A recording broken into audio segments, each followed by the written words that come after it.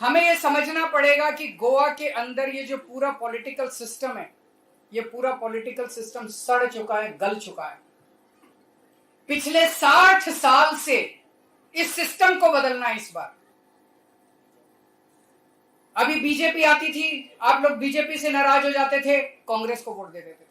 फिर कांग्रेस आती थी, कांग्रेस में एक के बाद एक स्कैम होता था, कांग्रेस से नाराज हो जाते थे, फिर बीजेपी को वोट। एक बार बीजेपी, एक बार कांग्रेस, एक बार भी, दोनों में सेटिंग है। एक बार तुम लूटो, एक बार हम लूटेंगे, एक बार तुम लूटो, एक बार हम लूटेंगे। और दोनों में जॉइंट बिजनेस है, रिवॉल्विंग डोर है। कभी एक आदमी बीजेपी में चला जाता है, दूसरा कांग्रेस में आ जाता है। सब एक ही सिस्टम है। इस सिस्टम को बदलना है इस बार, सिस्टम को बदलना है इस बार। पिछले 60 साल से गोवा के ऊपर कुछ परिवारों का कब्जा है, सम फैमिलीज, है कि नहीं है? There are just a few political families who have vice-like grip on Goa. उनकी पॉलिटिक्स के ऊपर, सरकार के ऊपर कुछ चंद परिवारों का, मैं काउंट कर रहा था, लिस्ट बना रहा था, 13 या 14 फैमिलीज हैं, 13 और 14 पॉलिटिकल फैमिलीज जिनका पूरे गोवा के ऊपर कब्जा है। और उन्होंने 20 लाख गोवा के लोगों को अपना कैप्टिव बनाया हुआ है। ये लोग, पहले इनके दादा चुनाव लड़ते थे, फिर उनके बेटे चुनाव लड़ने लगे, फिर उनके बेटे, अब उनके बेटे चुनाव लड़ रहे हैं, उनका भाई चुनाव लड़ रहा है, उनकी बीवी चुनाव लड़ रही है। सब कुछ फैमिली के अंदर है।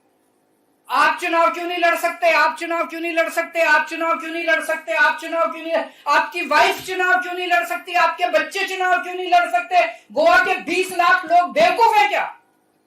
आप लोग चुनाव क्यों नहीं लड़ सकते? केवल ये फैमिली चुनाव क्यों लड़ती है? अब मैं सुन रहा हूं प्रमोद सावंत साहब अपनी वाइफ को टिकट देने की प्लान कर रहे हैं। कभी वाइफ को टिकट देते हैं, इस बगल वाली असेंबली। कल मेरे को कोई कह रहा था, एक पॉलिटिशियन ने प्लान बनाया हुआ, सारा जो कोस्टल एरिया वो सारा वो अपनी फैमिली के लिए सारी सीट्स तैयार कर रहा है, क्योंकि सबसे ज्यादा कमाने। ये चल क्या रहा है?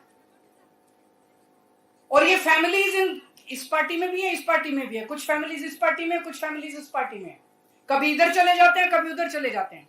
और एक ही फैमिली में बाप लीडर ऑफ अपोजिशन बन जाता है, बेटा मिनिस्टर बन जाता है। इसको समझना पड़ेगा ये चल क्या रहा है गोवा के अंदर। इसे उखाड़ के फेंकना है। सारे गोवा के बिजनेस इनके हैं, सारी माइंस इनकी हैं, सारा गवर्नमेंट के कॉन्ट्रैक्ट्स इनको मिलते हैं सारे। आज मैं क्रूज से बात कर रहा था, I had a long discussion with cruise.